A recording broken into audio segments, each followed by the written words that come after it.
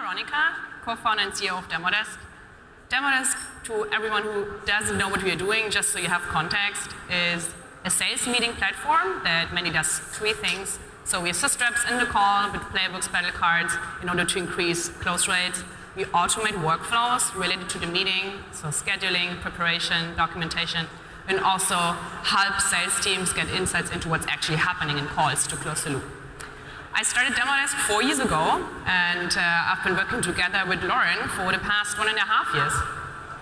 Yeah, and great to be here. Thanks for joining us. I'm Lauren Wright. As Veronika said, I've been at Demodesk about 18 months and joined Demodesk really because I had spent actually the past 9 years before Demodesk at Glassdoor, starting there at kind of the early infancy of our monetization and in the US, and then moved to Europe a few years in to launch the European business, and went through all sorts of rocky parts of that journey. And when I met Veronika and the concept of Demodesk, I was like, wow, this was the tool I've been looking for all of those years. So just help scale up the business and build repeatable process. So I'm really happy to talk about that rocky road and share a little bit of that story today. Yeah, so for every startup, especially in the SaaS world, there are typically 3 stages of growth. So the first one, obviously product market fit, from 0 to 1 million ARR. So 1 million ARR is the kind of typical benchmark for figuring out whether you have product market fit or not. I mean, there are also a couple of other signs, but this is like the number one thing in B2B SaaS especially.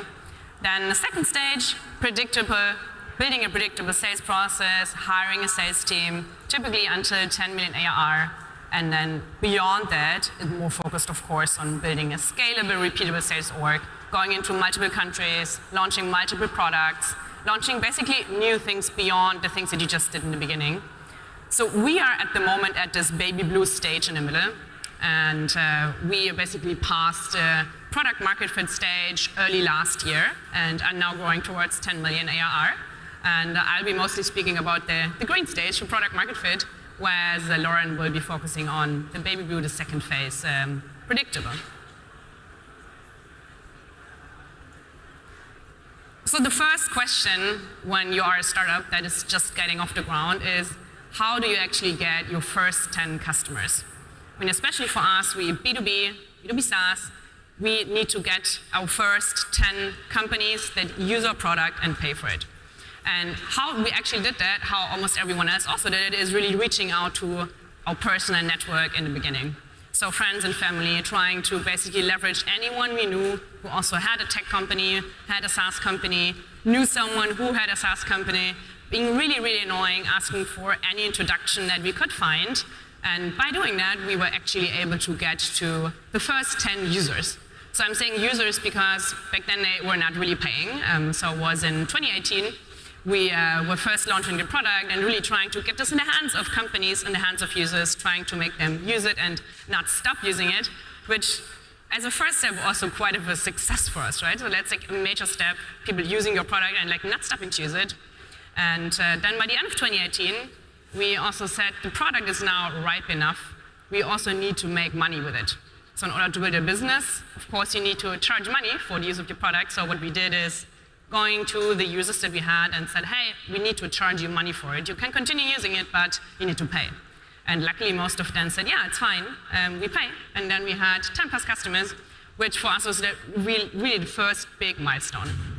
When we had that end of 2018, we applied for Y Combinator. So Y Combinator is a startup accelerator in the US, located in Mountain View.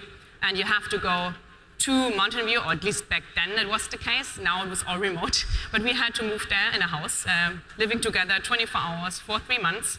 And that was actually quite a challenge, because starting a business with another co-founder, just the two of us with a couple of students, doesn't mean that you need to acquire customers only in the first place, but you also want to make sure they don't go away. You want to make sure they are happy, you need to support them. Basically, it was just us who needed to do all of this. So when we moved to San Francisco, it was quite challenging because we had to stay awake during the night, basically, because all our customer base was in Europe. So how that looked like was I was going to bed, leaving my phone on, and then every second night or so it really happened that a customer called, has a question, has an issue, needed us to fix anything in the product because of course it was breaking all the time. And then I was really trying as hard as possible to not let the other party realize that I was asleep a second before. And if there was a real issue, was going out of my room, knocking on my co-founder's door. He also woke up, took his laptop onto his bed and fixed the problem and went to sleep. So that's actually really how the first phase looked like for us.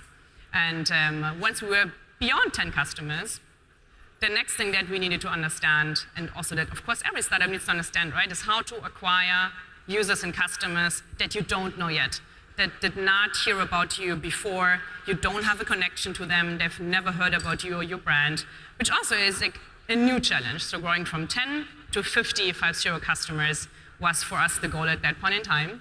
And we focused on that for the first half of 2019, and we did a lot of scrappy things. We really tried to do a lot of things that don't scale just to get to this 50 customer benchmark. So just also to name a few examples, we were scraping LinkedIn. So I don't know if I should tell that, but I just do it. So we basically set up a fake profile on LinkedIn.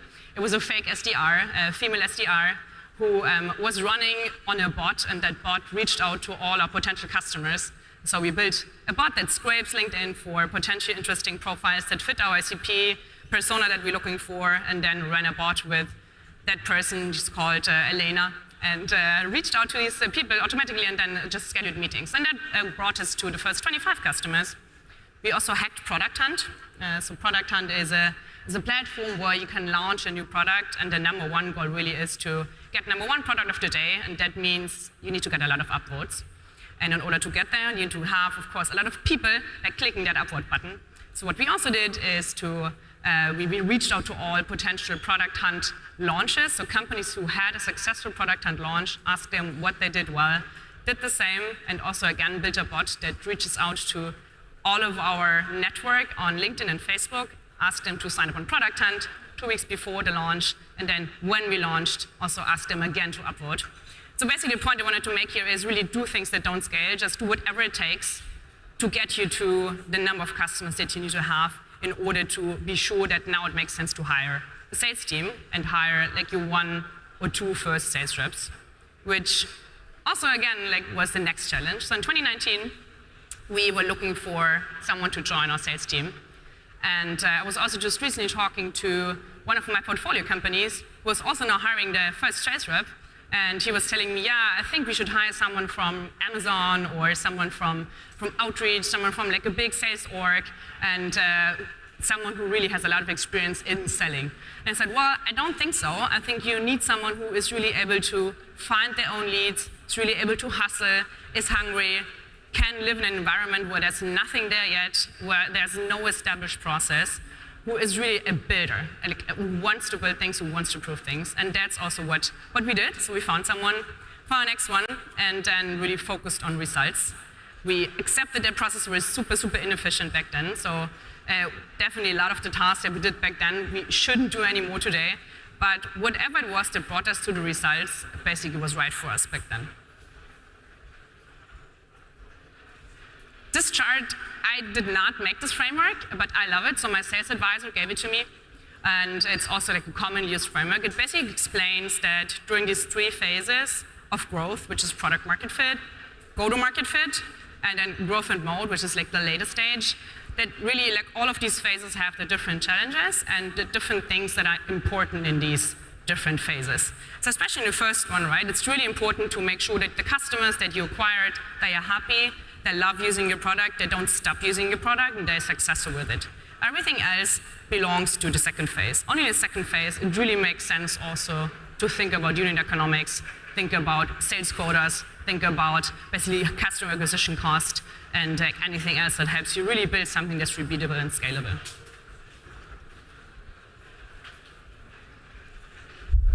Great. So your founder has, at this point, built a nice stable of customers. And if you're a head of sales, you come in as a VP of sales, whatever you're told, you really need to assess what that customer base looks like.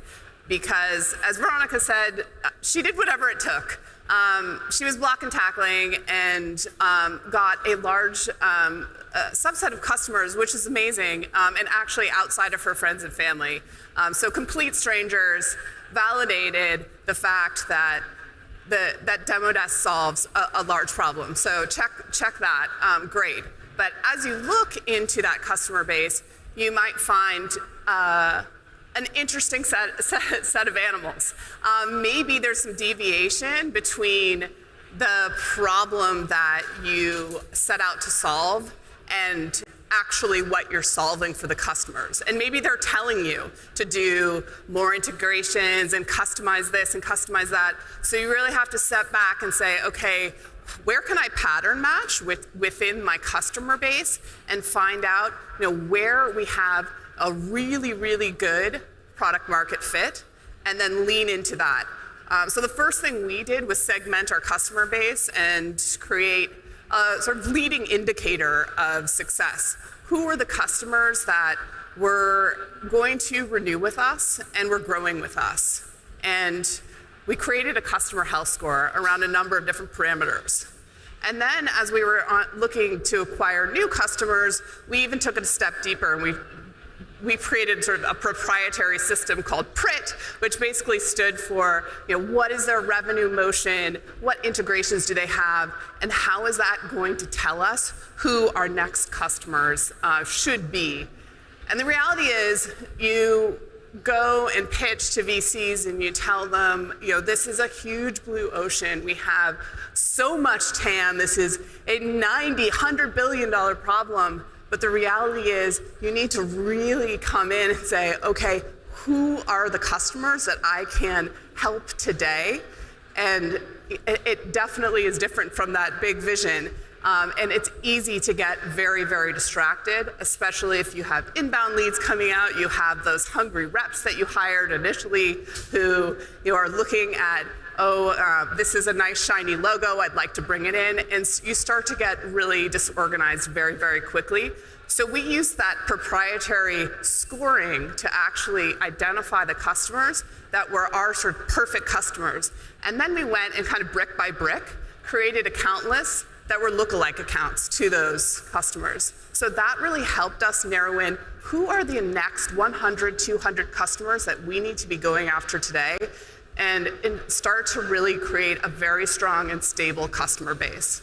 So that customer base is built around the central problem that you're solving, and then understanding what it takes to get them in the door. Like map out the customer journey step by step. What does it take for that customer to actually buy your product? And you may need to define your ICP again. It may be different than what you thought it initially was. And by the way, if you're further along in the journey than the rocky road from founder to sales-led, and you actually have created a scalable process, you're on the road to repeatable process, this problem kind of comes out again as you're trying to go maybe international. I certainly had this happen when I was launching a team in Europe and had a repeatable process in the US, but suddenly our ICP was slightly different, and I had to redefine that as we went along. So there are certain, I would say, aha moments along the journey, and Veronika already identified, one of them was when she said, all right, I think it's time to hire that first sales rep. I actually have customers that have bought from me that are not my friends and family, which is like a great thing. And I say aha moments, but make sure that this isn't like an emotional gut feel thing. It needs to be validated by real quantitative, ideally, moments that happen, and you have to create sort of scalable gates for yourself so that you don't get ahead of yourself. So really trying to discipline yourself of like, do we really have product market fit?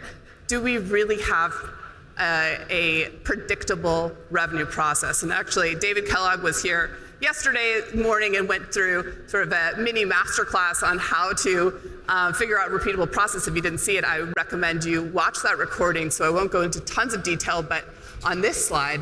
But what is super important is that as you start to hire that first sales rep or that second sales rep, that they get to productivity or they're on their way to productivity, and then you layer in the next reps. You don't just hit the gas and then hire 5 more reps, because it's very, very difficult just because one thing happened to get the next thing to happen as well. And then once you have that first squad of people, really seeing that they can actually hit quota together. So I think the magic number is 80% of the team get to 80% to quota or higher, which is hard to do. There are many, many teams that are fully scaled and not hitting 50% to quota. So it's very hard to do that magic number. And if you hit that magic number, then potentially it's time to hit the gas. The other thing to look at is thinking about, okay, you may have predictable process. You may have figured out what it takes, either by leads or by going outbound, to get a customer through the funnel, and you can rinse and repeat that, but it may be predictably inefficient, and that's what you don't want. So you may be running a business where your unit revenue economics just don't make sense. And then you need to really figure out, okay, what are the levers to growth that'll get me there? And maybe you have a expensive CAC initially, but you have to figure out a plan to reel that in. And not just say, I'm going to reel it in, but actually map out a plan and progressively reel that in, and then layer in your reps over time. Along the way, you also ideally have it all figured out, in that you are supporting those reps.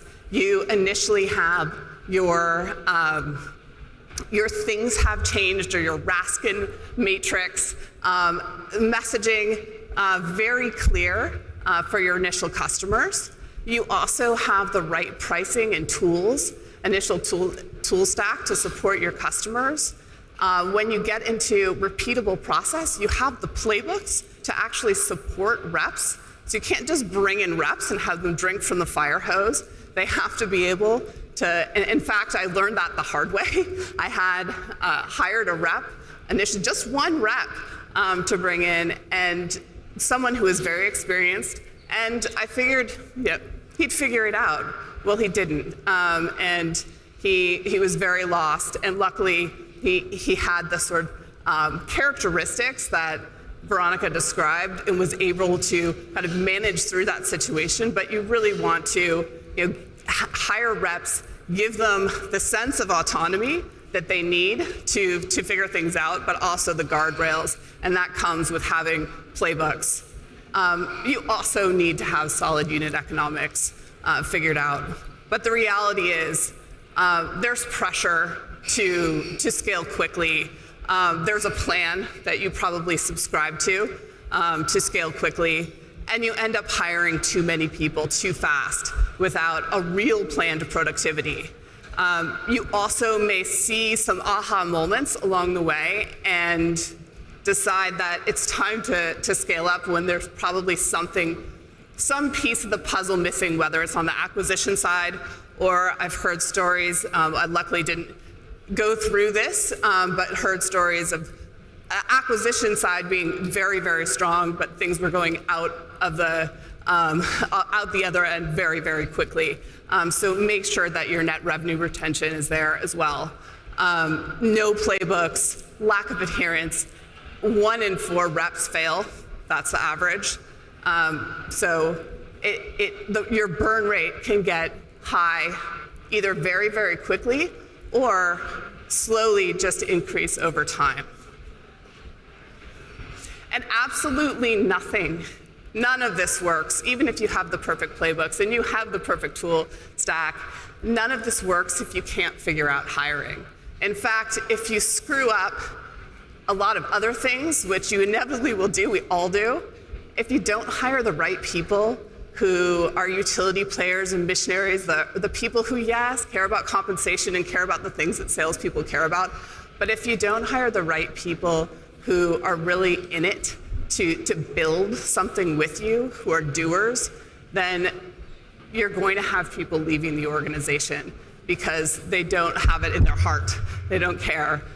So you have to really figure out hiring. And that is the piece of the puzzle of how to survive. There are plenty of headwinds when it comes to hiring. You don't have an employer brand. The market hopefully is getting better, but it's been very difficult. And maybe amazing talent on paper, like Veronica's example, having a glossy logo is not necessarily the right person for your organization at the right when you're at the early stage. So really finding that entrepreneurial person, and usually that comes through networks and being able to tap into people who will subscribe to the culture that you're building. So I'll pass it over to Veronika. I mean, for me, I think hiring underpins all of this, but I'll pass it over to you of your key takeaways since you've been on the journey from the start. Yeah, so just to summarize what we've basically been telling you for the past 21 minutes, so we're good on time, is like 4 key takeaways in order to really build a sales organization from scratch. So I mean, we started from nothing. Also in my case, I'm a first-time founder, so in the beginning for me was particularly hard. And number one is really there's no other way than just hustling in the beginning. You need to hustle, you need to figure things out yourself. You can't rely on someone else to solve things for you, to figure out who to acquire, how to acquire customers, and also how to retain them. It's really something that you as a founder, founding team need to figure out. And also then the first team members that you hire also need to be hustlers as well. Other than that, like it's super, super tough to really build a business from scratch. And the talent who might be a right fit for the first stage, so for the very early stage of your business, definitely might not be the same fit for later stage. So we also had a lot of cases where we hired people in the very early days who were amazing fit, but once we grew to a certain revenue threshold, they were just not a fit for us anymore. So either they moved into different positions or we just parted ways because it just didn't fit for the stage where we are. And that's also sometimes not easy and also sometimes painful to learn for a founder, especially because you always see your startup as a family, but at some point in time it needs to grow into a business. And yeah, nailing your ICP and buyer journey is definitely number 3. So we did some mistakes as well in the early days. So we tried to just acquire every customer that wanted to pay for a product and didn't necessarily find out enough about them to really understand, is our product a fit for them? We just said, hey, you want a product, you want to pay for it, great, please take it, awesome, we have a new customer. And in the early days, that's fine, but later you just pay for it because they churn and it messes up with your numbers. So latest by the point where you need to focus on unit economics, you really need to stop doing it. And we definitely also had a few cases where this happened. And yeah, number 4 is definitely, unit economics. Before you really haven't had 2 reps who are hitting quota consistently, up to 80%, before you haven't really gotten to a point where you know what the quota actually needs to be, how high does the quota needs to be. It doesn't really make sense to scale excessively because it just makes the problem bigger. It just helps you, doesn't help you really figure out what are your unit economics that you need to optimize for. It just creates a lot of clutter and focuses you away from the actual things that you should need to figure out at this stage. I don't know if I had forgotten anything, if you want to add anything here. Yeah, the other thing around hiring is potentially that you also have to create conditions for people to be successful. So create conditions for them to develop and grow within your organization. So you can hire all the right people, but they will leave if you have not given them autonomy to grow and develop, and that's why they joined your organization. And it's really, really hard because everything matters, every day matters, especially at the beginning, every second matters. So it's easy to want to try to really micromanage people or get on, but create systems for them to live within, but give them autonomy to grow. And I think that culture, they will help grow the culture. They will help build the company. They are the people on the front lines that are going to tell you when things aren't working, when they are, instead of those, more seasoned players that maybe work at an established company who really just want to kind of plug in, get the playbook, and go. The people that you hire are so important on the sales reps and your SDRs to tell you what's happening in the market. They are talking to the largest volume of customers, and you really have to be able to listen to them and also empower them to be their best. So I think, yes, hire the right people, but you are also very much responsible for creating conditions for them to excel and grow. And if you do that right, it'll be an amazing, amazing journey that will change lives and be memorable for everybody. So it's a very important piece of the puzzle. I just hired my first VP of sales. I'm a founder, so we had founder-based sales up till now, so this is the perfect lecture. So my question is, what is the biggest shift or the biggest change that Lauren brought to the company? The biggest change you ever came across in the company? No, what is the biggest shift that you brought now when you came into the role of VP? If you can point out what one thing that really changed compared to when Veronika was doing it, what changed the most? What's your biggest impact? It's hard to understand. I know. I think there's background noise, so it's hard to understand. But I think it's what's the biggest shift or what's the biggest change that impact that we've seen in this journey so far. Yeah. I mean, for me, I've been at the company 18 months, and I say only because it feels like, of course, startup years are like dinosaur year, your dog years, sorry. They feels like a lot longer than that. I mean, I'd say that the biggest shift, notwithstanding, market conditions obviously completely shifting, which is we're all going through.